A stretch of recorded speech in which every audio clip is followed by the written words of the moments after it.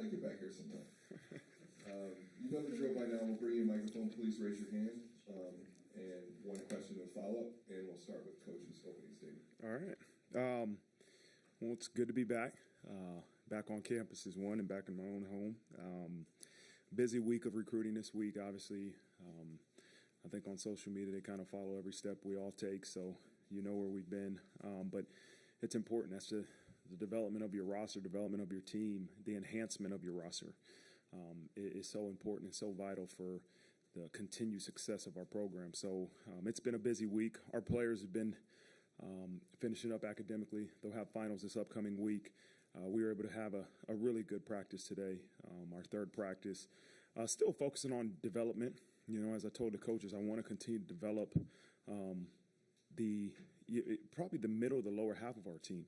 You know, we know the guys that have played over, 500 plus reps in the game, but we need to continue to develop the middle and lower portion. So we had a big emphasis on that part. Getting a lot of young guys some reps today, and we'll go back out there tomorrow.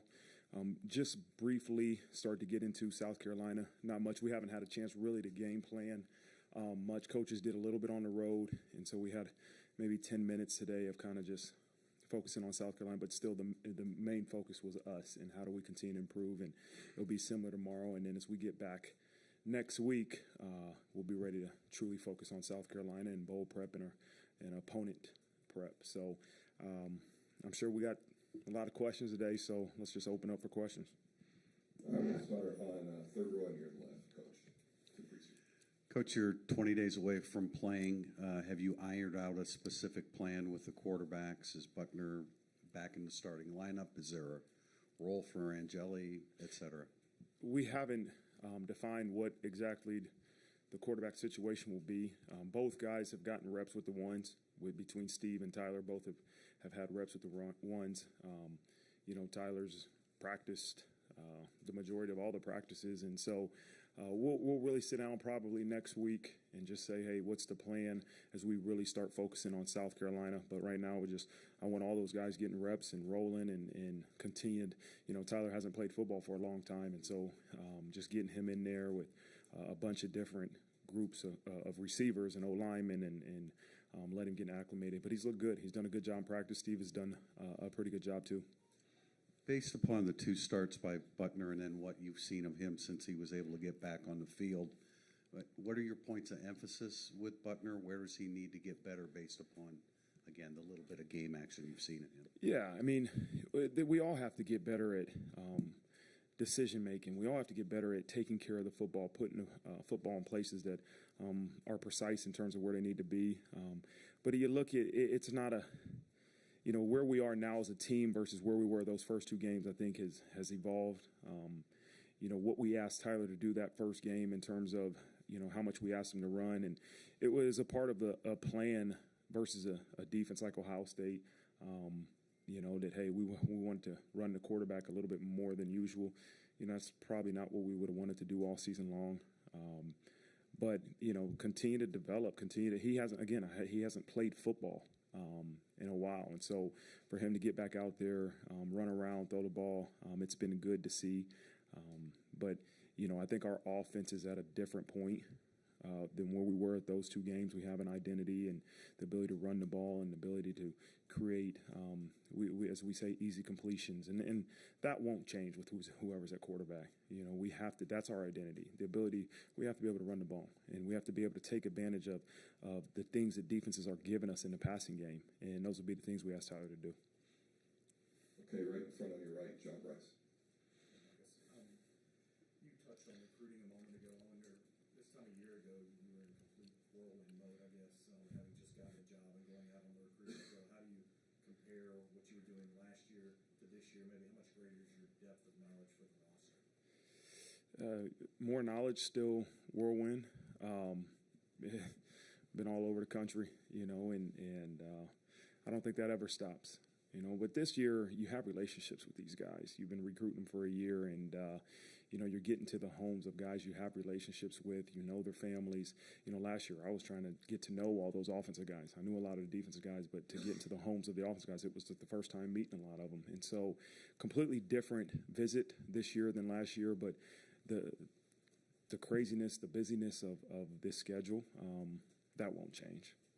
And then how do you manage, I guess, roster management and recruiting now these high school kids versus monitoring the portal and your roster needs short-term and long-term? Yeah, you're always monitoring the portal.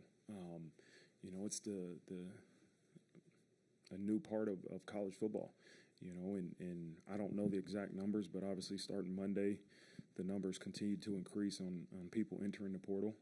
We've had guys on our team enter the portal, and so that's going to be a part of roster enhancement, right, is the ability to look into the portal and really investigate, not just say, okay, this guy's coming from this school, that, let's go after him. It's really trying to make those calls and research.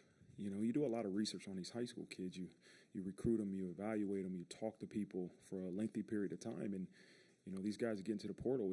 It's a quick turnaround in terms of, are they the right fit for this program or not? And so a lot of time has been spent on just looking, is there a person in the roster in the portal that's going to enhance our roster in the right way? We can't just take anybody. We have to get the right fit for our program and for our roster. And so that takes time to really investigate. And then you got to recruit them. Then that's to identify if that's the guy. Then you got to recruit them and try to get them to believe that this is the best place for them. So it's not a quick process, but the reality is decisions have to be made pretty quickly, and with early signing day coming up here in less than 2 weeks. Mm-hmm. Stay in the front row on your left, Patrick Dingle. Last year, leading up to the Fiesta Bowl, a lot of the message was finish champions, and what the bowl win would have meant then. How much different is that this year, and if so, what has been that message of what the game means for you guys and what it can be as far as an end point? Yeah, it hasn't changed. Last year that was the thing we were talking about all the time was finish as champions. But, as I told our team this morning is that, we have to respect this opportunity, and that means respect your opponent. It's a great opponent we have coming up on December 30th. And so you respect them in terms of the way you prepare and the way you practice, and you study film and you take care of your bodies. All those things are important in terms of respecting your opponent, and then understand the opportunity we have, to play in this Gator Bowl, to play against a great opponent, to continue to uphold the standards that have been set before us. Going on the road has been almost humbling. It reminds you of how special to be the head coach, but to be a part of this football program in this university is. We've been from California all the way to each coast, from West Coast in California all the way to North Carolina. And I'm telling you, at every stop, people love Notre Dame. And it's a great reminder of the opportunity and the honor you have to represent this program. And as I told our players this morning, the standard of Notre Dame football and the expectations of Notre Dame football have been set way before I got here and before our players got here. I mean, it goes back years, and the expectations for Notre Dame football is to play at such a high level that you win every game you play, and we understand that and we respect that. Now you got to go do the things that give you the opportunity to do that, and that's your preparation, and that's the way you prepare. That's the talent you have. And that's a whole bunch of different things, the culture you have that goes into making sure you have an opportunity to win every game you play. But it was really humbling this past week to just, again, see the people that respect this university and this football program across the country. And then without Mayer, how important do Holton Stays and Mitch Evans become in run and pass? And I guess has there been much conversation with those guys as far as like what the opportunity is for them in this game and how it might kind of set a tone for what they can be next year? Yeah, and it's for multiple guys, right? And then you have two guys that decided to declare for the NFL draft, and what they've done for our program has been tremendous, but it also gives other guys a great opportunity and an increased role. And as I've told our coaches and some of our players, you're not replacing Michael Mayer's production and Isaiah Foskey's production with one person. Those guys are, going to be future NFL draft picks. They're some of the best that have done it here at Notre Dame. But you replace their production through a different ways, through multiple people, through schematic changes that you make. But yeah, it's going to increase the expectations of Holden Stays and of Mitchell Evans and that group of tight ends and, Jordan Botello and Junior Tuahalamaka and those guys that are playing Viper. And it's definitely going to increase their roles. But they don't have to be Michael Mayer. They don't have to be Isaiah Foskey. They have to understand it. In order for us to replace that production, they're going to have to do their job extremely well. Okay, moving to the right of the room, third row, Todd Burbridge. Marcus, I'm curious, how do you balance sort of, obviously you're coaching to win the game, but at the same time you want to develop some of the young guys, get a look at some of those young guys. How do you balance that? Is that mainly practice? It's your only focus as you get closer to this game is to win the game. I think right now being 20 days away, you still have time to truly just go into game planning. Right, and the focus all being game planning. Right now, that's the great part about playing in a bowl game is you're going to get 10 to 15 extra practices. And for us, you're not going to spend 15 practices on just one opponent. It's no different than fall camp. You're spending a part of fall camp developing your roster. And that's what we're doing now. And part of that is giving those guys that have played a tremendous amount of reps this season time for their body to recover. Keeping them still, integrated in what we're doing, but also being smart in terms of how many reps they're getting in practice. And so this is crucial development time for those young guys. And that's why we're focusing on them right now. And we're slowly integrated into South Carolina. And as you continue to get closer and closer to the game, it'll be all South Carolina. And that's the focal point will be to win the game. Yeah. Back to your left, second row, Tyler James. Marcus, we've seen a couple guys enter the transfer portal already.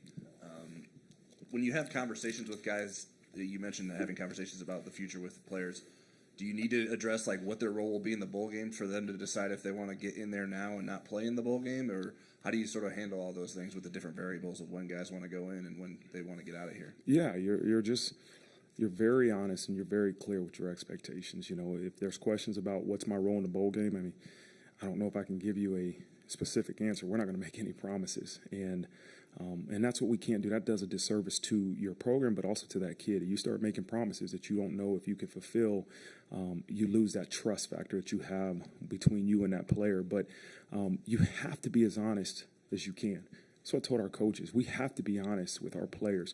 We had to be honest with, I love Drew Pine, but part of that love for him was to say, we're possibly looking into the transfer portal to take a quarterback. And I could have not told him and lied and said we're not going to take a quarterback and waited till after the game and said, hey, we're going to look for a quarterback. But that's not what we're built on. We're built on real, authentic relationships and having those honest conversations. And you know what? Drew made the best decision for Drew. And I say it's the best because he made it. And I loved it.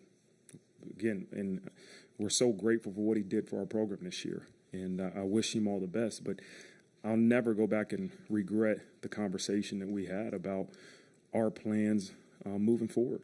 And I can't wait to see him thrive and do great things in college football this upcoming year. And we all have to continue to move forward.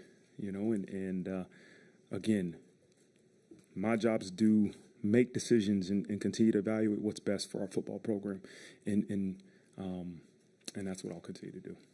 What's the process of balancing the numbers in terms of number of recruits you can bring in, number of guys you can bring in through the transfer portal? How do you guys get a handle on all of that and figure that out as things move forward? It's constant, really awareness. You don't have to be at the number today that you need to be at after spring before you get into the next season, but it's understanding that this is the number we have to get to at some point.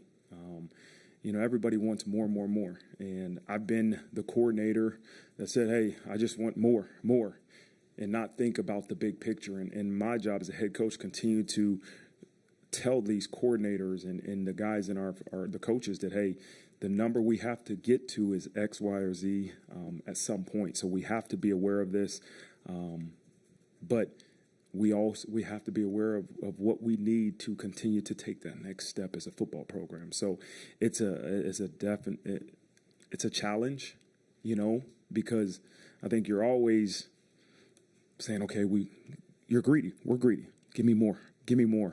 But we have to understand that there is a number of scholarships that we have, and we have to be aware of it.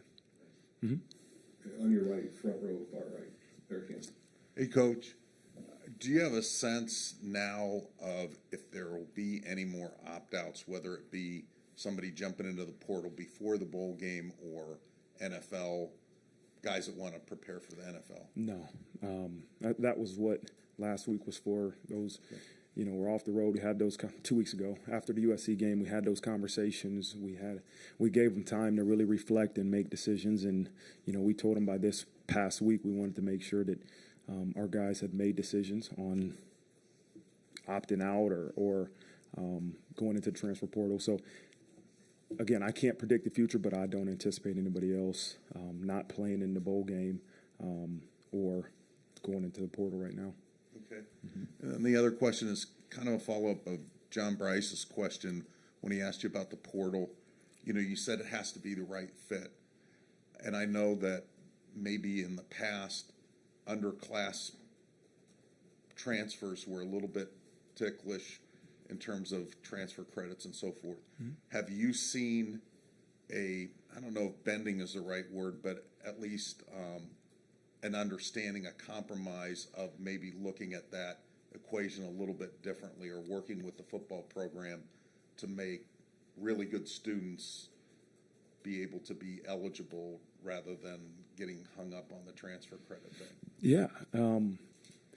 There's been very clear transparency between myself, our admissions, our coaches.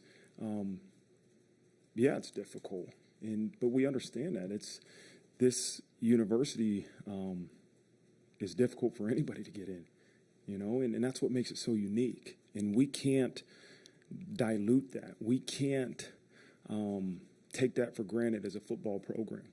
The things we sell in terms of not just playing national championship caliber football, but being a part of a university that offers you so much. We have to embrace that and understand not every recruit or not every football player is going to be the right fit for this university. This is what we chose. This is what I chose. This is what these coaches chose. And so we can't pick and choose when we want to embrace that. We want to embrace it when we sell Notre Dame, right? You can play top-notch caliber football, the best, be developed, but you're also getting education that is top-notch.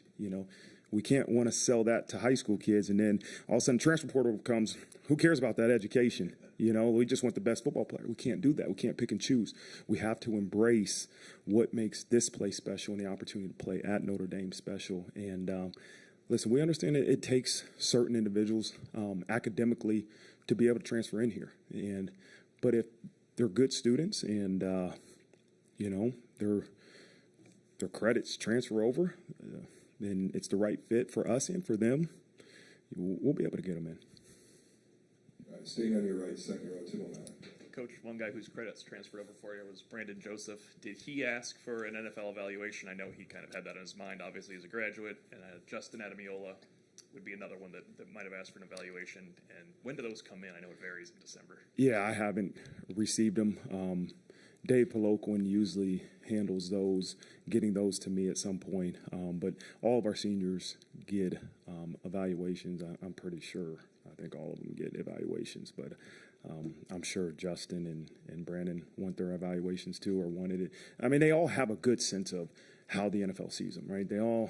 It isn't hard to be able to have those conversations and communication with where a large group of NFL personnel sees our players at, and then they make the decision what's best for them. two guys out at the end of the year that played a lot. Tariq Bracy and then Tobias Merriweather. How was he in concussion protocol? And is Bracy had enough time, I guess, to make it to the bowl game with his hamstring? Yeah, both of them practiced today. Had plenty of time to recover. Both of them are good to go. All right, staying on your right, Pete Sampson, first row. I just want to follow up on Eric's question about sort of university policy with transfers. Is it unchanged from where it was a year ago in terms of the procedures and protocols in place for the transfer portal? When I was head coach last year, you mean? Yeah, when you took the job. Yeah, I think they look at every individual specifically. There is no just, here's exactly the line, and either it's yes or no. They look at every individual transcript, and they look at every syllabus from the previous school. I mean, they evaluate. That's the thing about Notre Dame is when kids come on official visits, each person meets with somebody in our admissions office. And so they look at every individual on an individual basis in terms of making a determination if they're going to admit them or not. The younger players that you've wanted to see today, maybe last weekend, linebacker would be obvious because you're playing a bunch of old guys and you have some younger guys there. But, like, what are the other positions or other individuals that you've really wanted to sort of maybe get a better beat on this weekend and last weekend? I mean, I can go down every one, Pete. O-line, D-line, corners. I mean, Chance Tucker would be a young corner. I'm trying to think at each position. Safety, probably not as much young safeties right now with Bellamy leaving, and not as much young safeties. You still got some guys. I wouldn't call them vets, but like your Ramon Henderson's, Xavier Watts, who is playing a lot of ball for us, still young in terms of the position. Wideouts, the young guys are playing, and tight end, Holden Stays has had an increased role, one because of Michael Mayer, but two because he's a young guy. Running backs, Jabron Payne is getting more reps. But it's everybody on our roster. It's not one specific group. It's everybody. And lastly, if it was going to be Buckner, at what point do you have him take some contact so the Gator Bowl is not the first time it happens? It probably won't happen. You can't take a chance of your quarterbacks getting hit in practice. Not at this point in the season. There wasn't one point I lived up the quarterbacks in fall camp. You just can't take that chance of getting your quarterbacks hit and hurt in practice. And I know he hasn't taken live reps, and you get bumped enough. You're during the red jersey, but sometimes they run that ball or those D linemen. They might get yelled at for touching the quarterback, but you're going to get bumped enough. But we're not going to live them up. There's no way. Okay, we're staying on the right, third row, Matt Lyon. Hey, Coach, when you have your final conversations with guys like Patterson, guys like Foskey, you decided to come back for your first season, what's your final message to them before they leave? Thank you. I wish you the best, and I'm always a huge fan, and my job as the head coach is to always give my opinion, and I do. I give these guys my honest opinion, sometimes wanted and unwanted, but when they make a decision, I always tell them you made the right decision because you made it. We can't look back, and this will be something that stays with them for the rest of their lives. Like, you make a decision and you go as fast as you can, and so when they make a decision, I support them 100%. Michael Mayer, I love you. Hey, you want my opinion? I would love for you to come back and play in a bowl game. I'd love for you to come back for your senior year. He made a decision to go to the NFL, and I hugged him and told him I love him, and I'm rooting you on, and I can't wait to watch you do great things in the NFL. Same thing with Isaiah Foskey. And so, again, that's how those conversations go. You give them your opinion, you let them dwell on it, and really talk with their support group, which you hope you're part of it, and then they make a decision, and you support them and say, let's go. Coming back, let's go. If you're leaving, let's go. I'm excited for you, and I support you 100%. All right, we'll wrap up today with Mike Berardino right down the middle. Marcus, the idea that Jack Cohn so recently was successful, about as successful as you could be with a quarterback on the fly, is that something you can bring up in that process on the quarterback transfer conversations with those folks and their camp? Could he be an asset to you, even to pick up the phone and let them know, hey, Tommy Rees makes it work this way, and that's why I threw for all those yards? That might be something that Coach Reese does when he's having individual conversations with them. I like to be able to use that example. Hey, we had success with Jack Cohn. Listen, I wasn't here when we recruited Jack Cohn, and so I can't tell you what that process was like, but I was here when, he was doing great things for our offense and our program. And so my job is to continue to let every recruit know my vision for this program, my vision for them, if they decide to come to Notre Dame, and then, continue to tell them the things that I believe will help them, right? You want to be a quarterback here? I'm going to tell Tommy Reese. He's going to help you develop. He's going to help you to maximize your abilities. How? Talk to Tommy Reese. That's his expertise. And the same thing for every other position. As I tell you guys, my job is to hire, in my opinion, the best coaches that develop in you as a football player, but also as a man, a young man, a grown man, no matter how old you are. Those are the two things I look for in our coaches is you have to make these guys better football players. That's why they choose Notre Dame. They want to be the best football player they can be. But you have to love them, and you have to make sure that we help them develop as men too. And that's a lot of my conversations with these guys. And then Drew Pine, obviously the respect as he left, you expressed that. But sometimes we see these guys make a U-turn if the portal isn't all that to them and they don't experience what's out there. Is there any potential, any scenario, it's a hypothetical, but where you could see Drew Pine ending up back here, even if you also add a transfer? I mean, is there an open door for him to change his mind because of the tremendous respect you had? You know something I don't know? I just know sometimes that happens. They do, they get out there and they have regrets, and guys come back. If that decision comes, we'll look at that situation. If that comes up in the future, we'll look at each situation independently. But if that happens, we'll look in and see, is this what's best for our program and for that individual? We'll look at it on an individual basis. Yeah. Okay, we're all set. Thanks, Coach. All right, guys. All right, reminder tomorrow, coordinators at 1 o'clock in your IAC. Save